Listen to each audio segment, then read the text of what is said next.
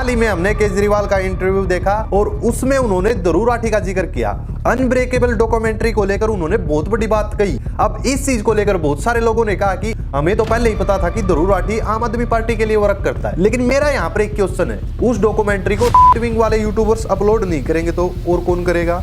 यानी कि उनके पास ध्रुव राठी का ही ऑप्शन था। उनको एक ऐसा प्लेटफॉर्म चाहिए था उनकी डॉक्यूमेंट्री को ज्यादा से ज्यादा लोगों तक पहुंचा सके। इसके साथ साथ उस इंटरव्यू में उन्होंने एजुकेशन और डेवलपमेंट की बात की और शुभंकर मिश्रा ने उनसे कई क्रिटिकल क्वेश्चन किए और जिसका आंसर केजरीवाल ने विद कॉन्फिडेंस दिया। कुछ लोगों को उनकी एक चीज बुरी लगी, स्पेशली बीजेपी वोटर्स को। देखो, वो पहले नास्तिक थे और अब कई साल पहले से पाठ पूजा में बिलीव करते हैं। मैं जब आईआईटी में गया, आईआईटी के बाद साइंस बैकग्राउंड एंड वो जो एनवायरनमेंट था, उसके बाद मैं नास्तिक हो गया। 2010 के बाद जब मैंने जिस तरह से अन्ना आंदोलन को उठते हुए देखा, इतना बड़ा आंदोलन हो गया, छोटा सा, हमारी तो कोई औकात ही नहीं थी, इतना बड़ा आंदोलन हो गया, 1 साल में पार्टी बन गई, पार्टी सत्ता में आ गई, तब मुझे लगा कि कोई तो डिवाइन पावर है।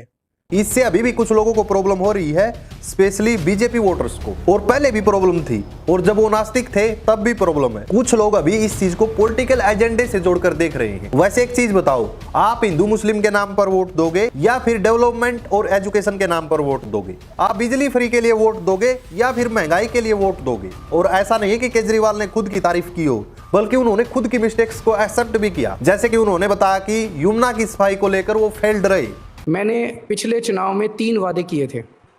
मैंने कहा था मैं यमुना साफ़ कर दूंगा, मैंने कहा था हर घर में टूटी से साफ़ पानी आएगा, आप ओक लगा के पानी पी लेना सीधे, टूटी से 24 घंटे साफ़ पानी आएगा, और तीसरा मैंने कहा था कि दिल्ली की सड़कों को हम बिल्कुल यूरोपियन अंदाज में शानदार सड़कें बना देंगे। मैं ये तीनों काम नहीं कर पाया इन 5 साल के अंदर।